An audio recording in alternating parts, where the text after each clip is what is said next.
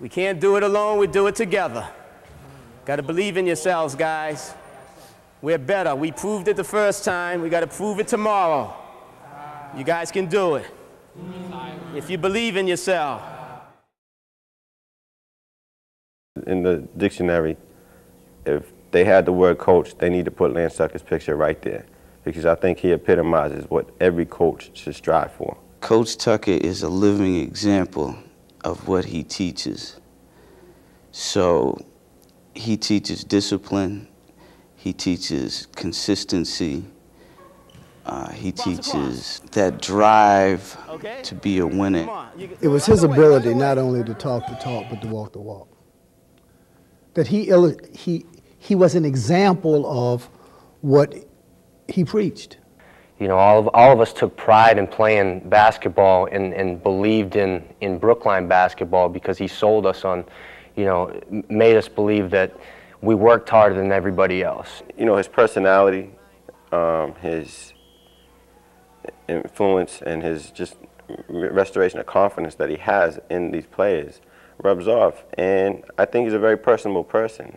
I've excelled as a person and as a basketball player because of him. I mean, the way he brings the game and discipline and hard work to the court is unbelievable. I mean, he's just an incredible basketball mentor. Just his knowledge of the game is ridiculous.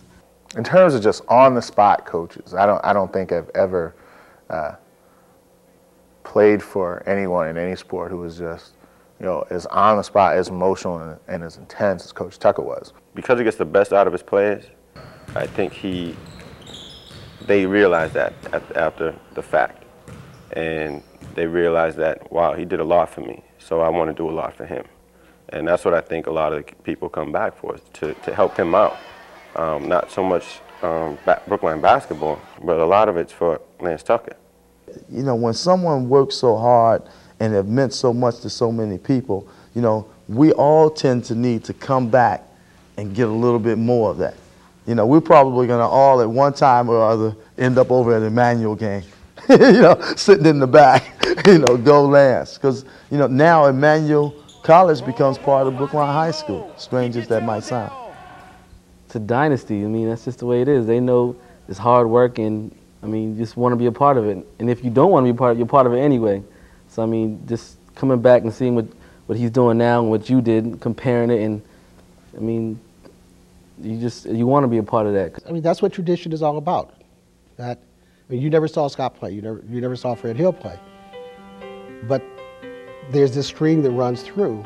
He won't be there next year, but I guarantee you there'll still be some old grads who'll come back to support the new coach, to support the program, because the program's going to continue.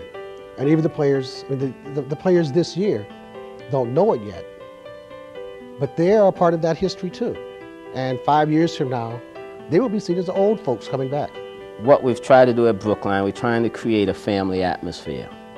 And if someone would watch from outside and not know what's going on, they would think that's not the case. But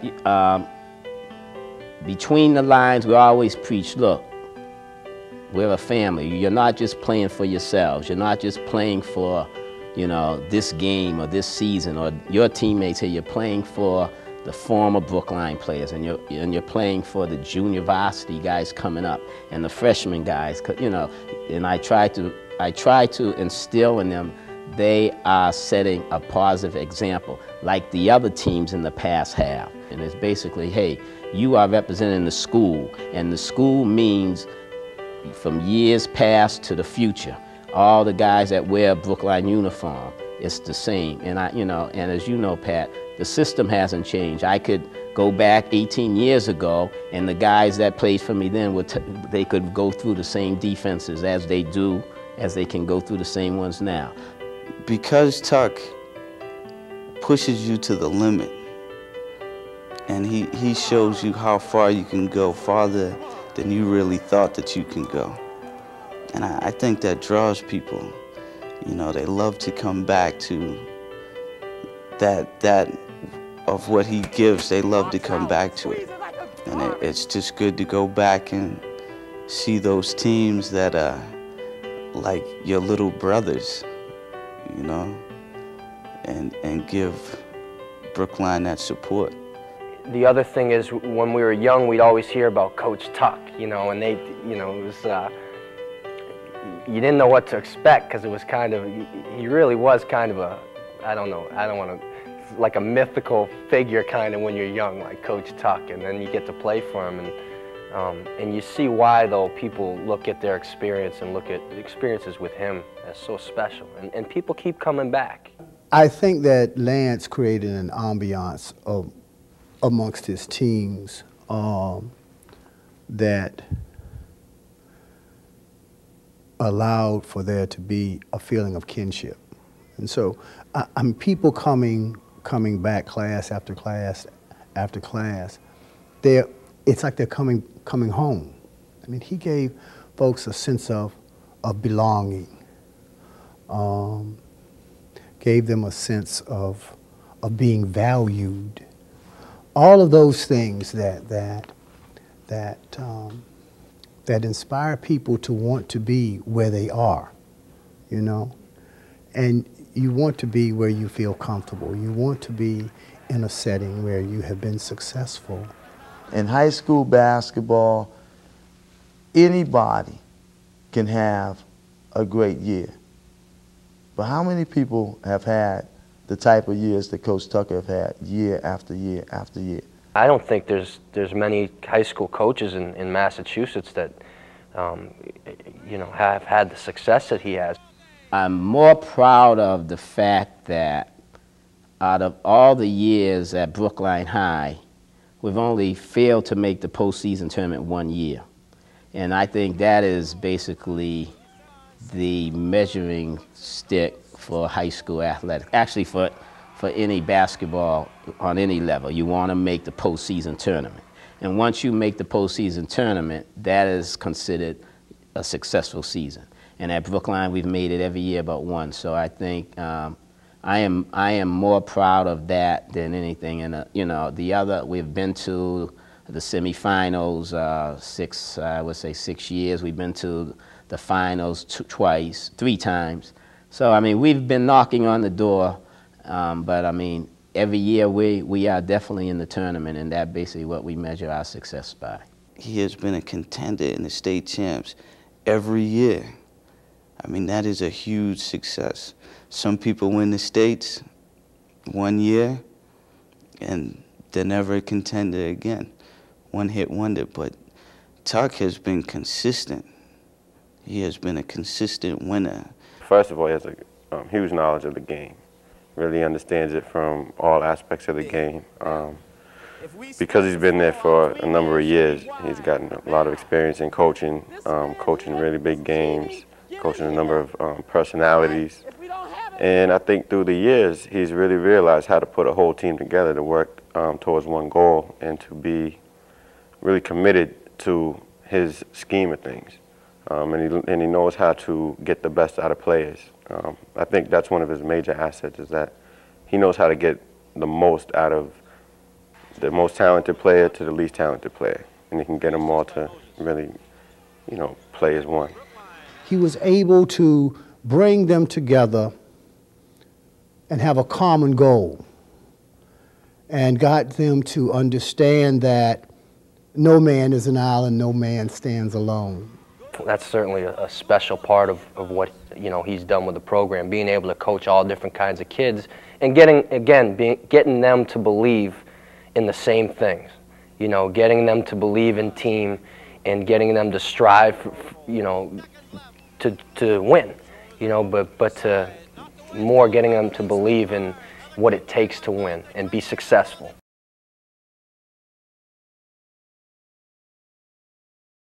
Tuck has taught me how to teach discipline. And discipline is everything. You know, without discipline, you can't do anything. And to be able to teach somebody discipline, to have somebody teach you discipline, that really, I mean, that really makes a difference in your life. Discipline comes through hard work. You know, that it comes through being able to focus,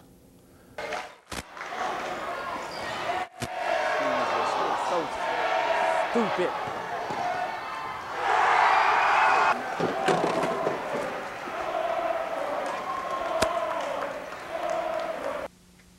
This is our game, fellas. We are disciplined. And damn it, we're not playing discipline. One thing I'm going to tell you. Win or lose, Brookline's always a disciplined basketball team. I am not going to allow that crap up there because we don't look like nothing. When we don't have a break, get the ball inside.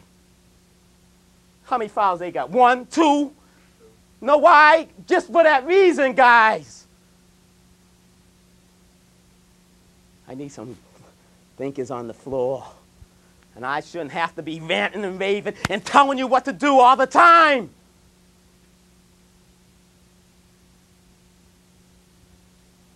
My job is over. I prepared you. Now it's up to you guys to do it. Shut them boys down. They feel it now just because of that.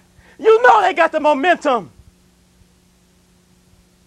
I try to leave no stone unturned in terms of a basketball practice, meaning, one, first of all, the players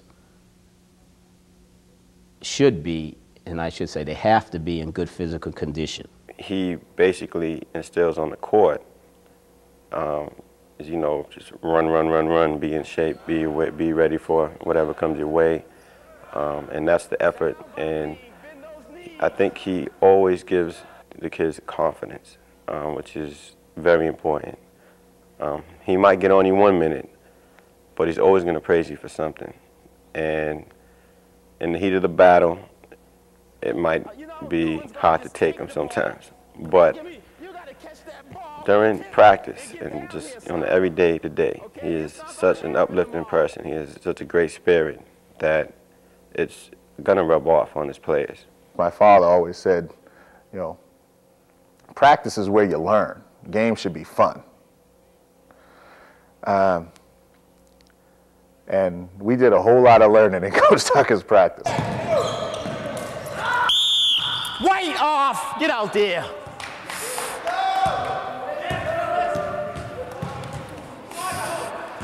Come on!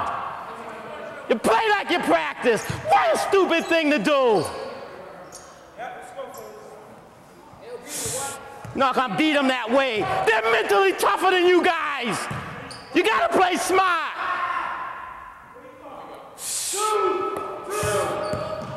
Throw a bad pass and then go a stupid foul like that. How are we gonna win? Basically, my practice is, you know, is hard work. We work hard. As you know, we don't sit down and practice. So for an hour and a half, you know, I think I try to keep the kids' attention by they have to stand up. If they're not participating, they're paying attention. And I try to incorporate drills that, one, are very competitive, and two, that keeps everybody involved. I think overall, his practices were very, very, very intense, but he allowed us to have fun and be creative in our own mind. Tucker's about hard work. And, you know, if I can say, the practice that I remember the most, and I probably tell this story too much, but we had a game, and I don't remember who we played, but we blew them out. And then we started to clown on them. Tuck was hot. So the next day in practice, we ran suicides the whole entire practice. I don't mean like 10 suicides. We didn't touch a ball. We've had those over the years where we put the ball away, and sometimes, and I think it's good. We lost the game towards the end of the season that we should have won, really should have won. And I can remember the next day coming into practice, and everybody's got basketballs in their hands. It's pre-practice, and we're shooting around. And Tuck walks in the gym, and he explodes. He says, why do you have basketballs? He goes, who took the basketballs out? Give me the basketballs. He puts every basketball back on the rack, takes the ball rack, locks it in his little closet, locks the door. There'll be no balls today in practice, is what he said. And you could see every kid's face just kind of go, oh. You know how pickup games are in the park. And anybody that played at Brookline High School, when you're participating in a pickup game, it becomes more like a real game. You know, guys are talking to each other and they're working real hard. And I think that goes back to that practice. You know, it's like, even though I know we should be out here just having fun, you know, I think somewhere in the back of the mind, say, yeah, remember that practice? And if you played varsity for 2 years, you had 2 of those practices. You remember? Oh, no, you know what? I'm taking this serious today, because that's what that did. He always managed. I mean, he gave us so much. And then it was like, you know, you're gonna need this for a rainy day. And he gave you that one more little extra thing, and that was that practice. As you're coaching, you're trying to teach the young players, particularly and individually, how to win. And these things, them kind of moments where you practice without a ball, you're just running and you're doing mental things, you know, to have them focus and concentrate. Basically, you're trying to teach them what it takes to win, to go that extra step. Don't just go out there and assume you're going to win because you look like you're a better team, or because you're quicker, you're taller, you can run faster. That doesn't mean anything. So hopefully, you know, it's a learning thing. It's learning, losing as well as winning should be learning processes. I think everybody felt what he was telling us, that practice, and nobody had hard feelings towards him. I mean, everybody just had respect. Tuck would never do anything to hurt anybody, and everybody knew that. But that's what Tuck was about. He was about discipline, discipline, discipline. And I love that. Another Lance Tucker saying, you know, practice doesn't make perfect, practice makes permanent. I think practice for Coach Tucker was probably his finest moment. I mean, that's where you got to hear him, everything was instilled, everything went through. You know, they certainly weren't the most fun, I can tell you that. But I think for many of us, we understood, you know, the goal most of the time. You get to the point where you took pride in working hard, and that's why we were successful. One of Lance's favorite sayings, and he has so many of them, that the only place that success comes before work is in the dictionary. Because to win games is defense. And you got to be able to go the distance with the type of defense Tuck likes to play. Defense is hard work, so that means every player is equal once you get them on the court. And that's basically, I think, it should be a coaching tool. Every player is equal, because defense, every player can play defense, and it's hard work. Some do it better than others, but on a given time, whoever's working the hardest will get the job done. So it was constant physical pressure, but also psychological pressure. And when they put the trap on, the other guard has to know what to do with that ball. If you play your defense right, you know what he doesn't want to do with the ball, and that's what you try to make him do. You know, always the basis was defense. You know, everybody. I think coaches like to say defense wins games, but Tuck, you know, showed that and made you think that because you were practicing defense more than anything. Everything he runs hinges off defense. Everything. Fast break, box out, his own traps. You know, everything. You know, offense hinges off of defense, and you know, he's preached that since I met him almost over 20 years ago. We never can play enough defense. You know, you never can play enough defense, because today's student athletes grow up playing. You know, they grow up playing, and basically they grow up playing, shooting the ball, dribbling the ball, passing the ball, all the offensive fundamentals, you know. But like I said, defense is hard work, and so when you're just out there, you're not being pushed, you're not being motivated other than being a competitor. You're not really going to work on the defensive end as hard as you're going to work when a coach is there. So you can never teach enough defense. Go! Better! Slide! Good job, Chris! Justin! Work! Go!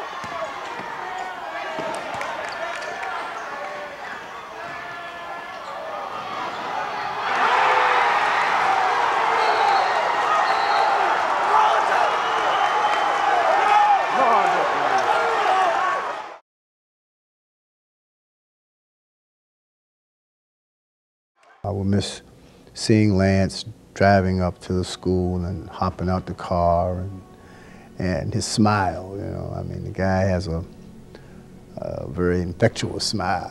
I mean, you know, no matter what the circumstances may be, he greets you with a smile. And he has a way of brightening up your day. His impact and influence, I mean, you know, so much of that stuff has carried over, you know, outside of basketball. You know, if I'm diligent and I work hard, and, you know, I can get what I want if I want it bad enough, and I'm willing to put in the time and effort to do it. Whether it's teaching, whether it's coaching, you know, my family, whatever. And he, you know, he's always been a straight shooter, and while it's sometimes tough to swallow what he's saying, I've always appreciated his honesty, his integrity, and his drive to motivate kids and to push kids to be the best they can be. I've said it over the last 20 years, and I'm not done. You know, I still thank Tuck daily. I still think about Tuck, and I get teary-eyed. And to think of it being over, I mean, it's like your big brother going off to college, and then you're thinking, man, all the things I didn't take advantage of while he's here. And I want to rewind and go to more practices, take off a few more days of work, those days that I said, oh man, I can't take off today. You know, go to more games. They look at him as a fatherly figure. I got guys just 30 years old, 35, you know, he's that fatherly figure type, in every sense of the word, actually. I mean, he's always looking out for people's best interests, especially the kids. He thinks he's gotten rid of us just because he's going over to Emmanuel. Well, wait till we all go over there. And it's a Division III school, so in the beginning, and then it's a new program. In the beginning, the stands are going to be filled with old Brookline players. And that's all right, because we have to let him know that in this new venture, that we support him because of who he is, because of Lance Tucker, the man, not because he's the Brookline High School basketball coach. He's had an effect on more people than he could ever imagine, I think. I mean, I think he's just had that kind of positive effect. I mean, I just like to say thanks for being a positive influence on my life. Thanks for what you've given to Brookline and the Brookline basketball program. And I mean, you're the best. You're just the best. You're the best coach I've ever known. Lance, thanks for everything. I mean, you are the best. You know, I've been around coaches, I've seen coaches, and I know the real thing when I see it. And again, I mean, for not only what you did for me, but for my two sons, you know, as well. You made them better people. And I appreciate it. Tuck, you know, you're the best. And I when I say that, I would mean it. I mean, he's the best. He was the best coach. But I get it firsthand. I'm like right there in the middle of the action. And I've been had it. So I've started early with it, and they just, you know, he's a joy to be around, basically. I'll miss Brookline. You know, who wouldn't miss a wonderful school like Brookline High that has had so many successful teams and so many wonderful players. I'll miss every single player that I've ever coached. And, you know, and I think that every player would, I hope they would feel the same about me. But, you know, I hope that, you know, I left a positive impression with all them guys. And like I told my former team, it's not like I'm all done coaching. I'm still coaching, so I will always be your coach. But I'll just be in another setting come September. You're warriors, fellas. Always remember that. You wear that uniform to win. Where's our mental toughness? Talk is cheap, I told you guys that. 23 is killing us. He is killing us. It's not their front court. Where's our mental toughness, fellas? What happened? throwing the ball all over the place. They're not playing any great defense. They want it more than you guys.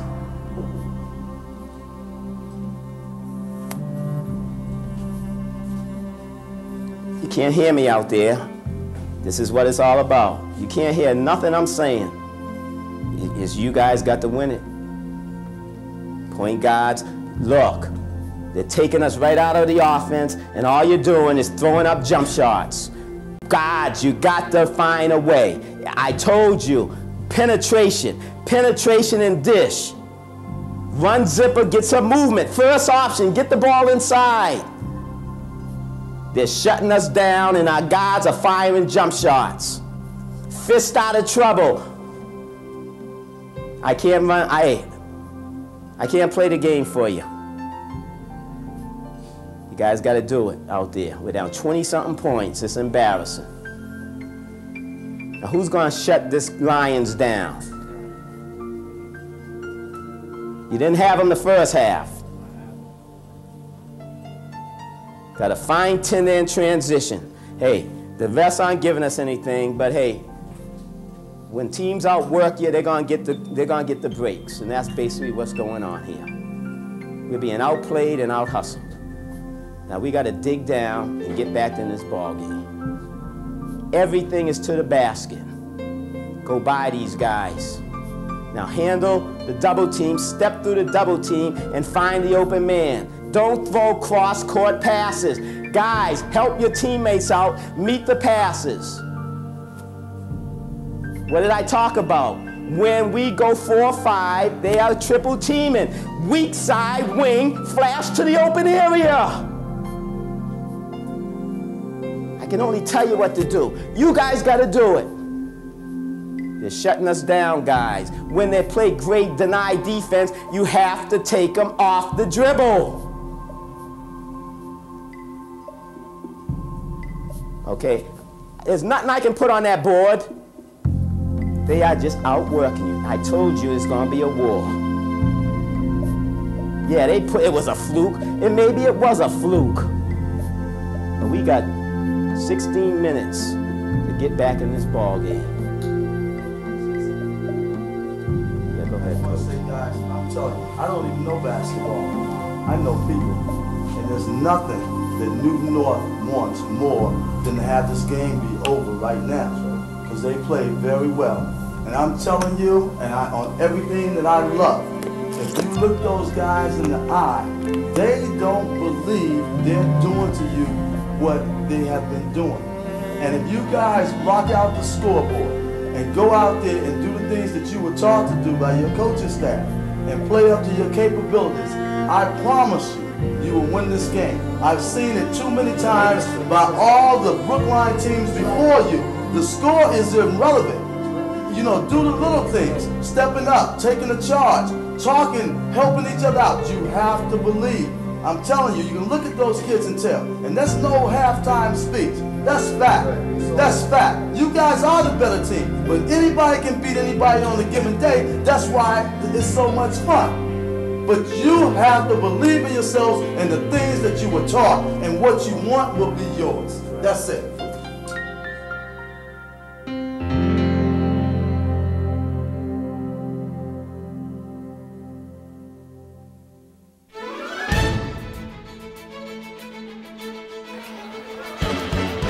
Amir, and the lane is shot is good by Patrick Amir. Patrick Amir gets on the board. Number one thing that you remember about Coach Tucker, 5, 5, 5, 5, 5, 5, 5. Good! 5, 5, 5, good! First and foremost, you gotta believe. You don't want it. You gotta really want it. Yeah, and I've been thinking about this. No, I ain't gonna do it. So who's doing makeup? For the camera, he has never beat me one-on-one. Never.